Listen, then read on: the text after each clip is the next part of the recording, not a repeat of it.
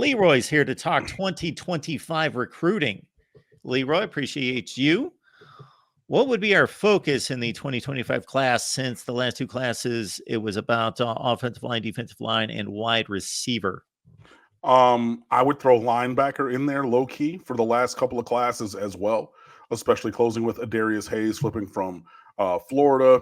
You got a couple other guys. You had 3 or 4 dudes last year in being what has been the focus of the last two classes. I would add linebacker to that cadre. Honestly, we're at the point, like, wide receiver still needs to be, because Jeremiah Smith went somewhere else. I'm going to keep it a buck. I think that we do have good guys in this class, yet and still. Like, the practices for the All-American Bowl, formerly the U.S. Army All-American game, are ongoing right now. And I had to close my Twitter today because every clip was Jeremiah Smith just lighting a DB on fire. Just every single rep. I mean, it hurt my heart to watch it, because every time, the 3 that I saw, it was just like, damn it, I wish he was wearing this orange and green, this U that I'm rocking right now. And I had to close my Twitter. I had to walk away from it. Wrote some emails, read some stuff for work, some more stuff. I was like, I was even on a break and said, it hurt my heart, man, because he is just damn different, and we need one of those dudes. So you're still going to continue to do that. I think that the focus, honestly, is going to swing back to offensive line, because the class from last year, the Francis Mawanoa, Samson Okulola, that whole class, they're going to be in their 3rd year in 25. So we got some good developmental dudes, and even Markel Bell, 6'9", 355 JUCO tackle, who's probably going to figure into playing next year. Like, it was funny, I was talking with my buddies as was watching some football over this break and everything. And, Lions, Cowboys getting screwed by the refs for being stupid. But it's the Lions. It always happens like that for us, whatever. And like watching the Rose Bowl, let's go blue, and everything. And was just like, dude, we're talking about, because we were in college together, my friends and I. And like, so we were there and had parties and like lunch with Bryant McKinney. Like, man, I wish we had somebody like that. I was like, hey, we just signed a dude who like is technically listed as larger than what Bryant McKinney was when he came from JUCO. Just want to throw that out there. I'm not saying that Markel Bell is going to be, but like, it was just, we were walking down memory lane and I was just like, I don't know if he's going to be the same player. I don't know, he's a Hall of Famer and a college Hall of Famer as well. But size-wise, pretty much the same. Wait, no, sorry. McKinney was 6'9", 364, and he's 355. So or 46. So within 8 pounds, 9 pounds, one way or the other, right? So I'm like, this is, it's possible. But I say all of that to say, he's a JUCO guy, so he's coming in with limited future eligibility. You have some guys in the last class and this class that are developmental, so they're going to take a couple years into like next year and the year after. But, the guys like at the top, Francis Mawanoa, hello, he's looking like Penei Sewell, 3 years in a first-round draft pick. So it becomes time that you start stocking the top of that roster for the future again at offensive line. So that was my way of saying the lines are always going to be priorities, but I would say offensive line especially is going to be one. Would love another top-tier defensive tackle. And then, if you're looking at what's on the screen and where the focus has been, offensive line, defensive line, wide receivers, and I respectfully submit linebacker also in the last two classes. Hey, guys, the places that aren't listed. I'm not going to say running back because we got the so Florida switched their classifications to suburban and metropolitan, basically. So instead of going 1A to 8A, they made like 2 different tiers to basically remove some people from running into Aquinas all the damn time. But anyway, the 4M classification, analogous to the 8A classification, the co-players of the year from Broward County, both of them, Chris Wheatley-Humphrey and Jordan Lyle, running backs, signed with Miami. So we talked about this in years past with like Donald Chaney Jr. and Jalen Knighton. I'm not looking at running back. Always at quarterback, Luke Nickel looking like he took a huge step forward in leading Milton, Georgia to a state championship as a junior this past year.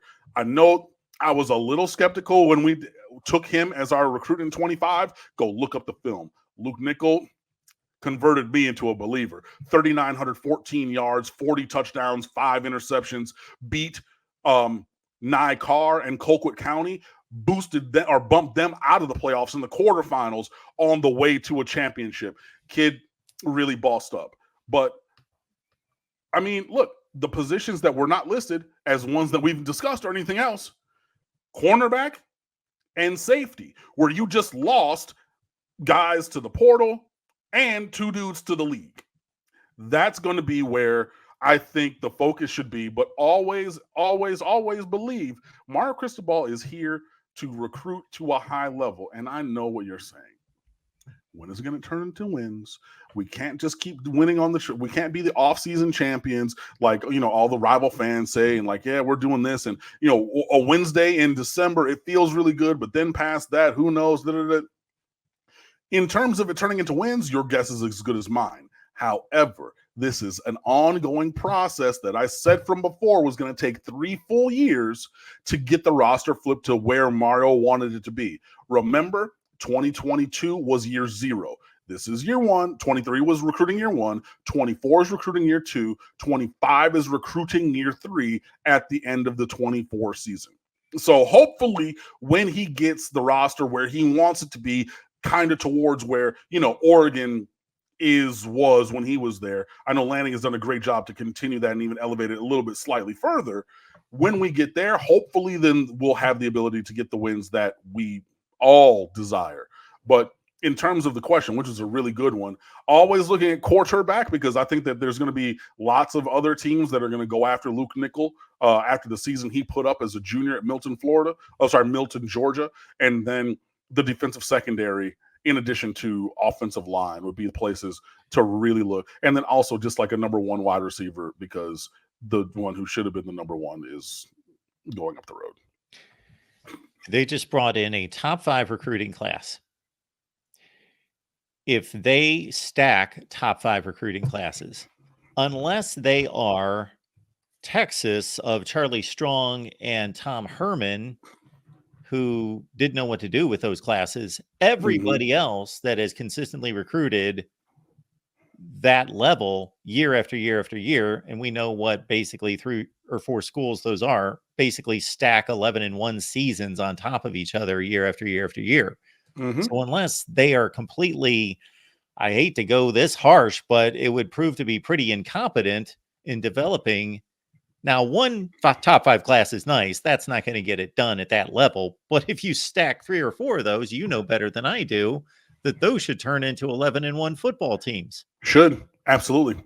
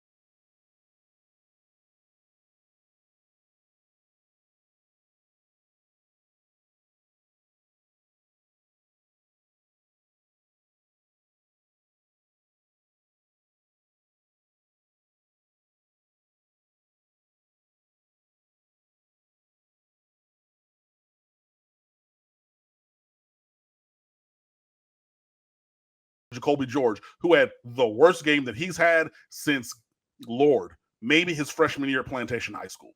I mean, he had not played that poorly.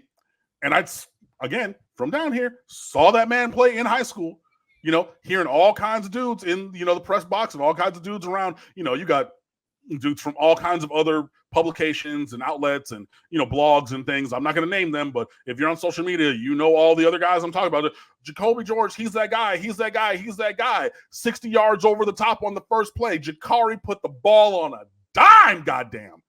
And he drops it. Bro, what do you want?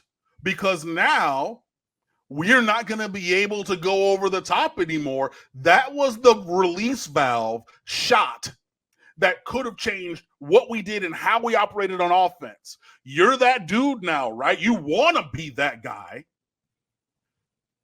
Boom. So now even when he makes that kind of a throw, in the trick play, oh my God, he's still running to this day, right now, a week and a half after the bowl game. And if you look at it, it was perfectly sequenced, perfectly called. You had the left guard pulling out to the left. You had a tackle, tight end coming across like he's having a split zone block. And so you got two dudes, you got a wide receiver on the outside blocking his guy into the bench. Nothing but two linemen basically in front of you, green grass and opportunity. Flowing the other way, everybody's looking at Jakari Brown. What can Brown do for you? He's going to the right. Whole defense flowing that way, except for the guy who's getting blocked into, back into Manhattan. You throw that underneath. Oh, boom. Playboy, I got you. You drop that one, call a play right for you. It's a touchdown. And you drop that. Lord God Almighty. And 3 penalties, including an offsetting one. He had the worst game. And those 2 drops were so impactful of a negative way that even with Jakari going 20 for 31, imagine had he caught either. Man,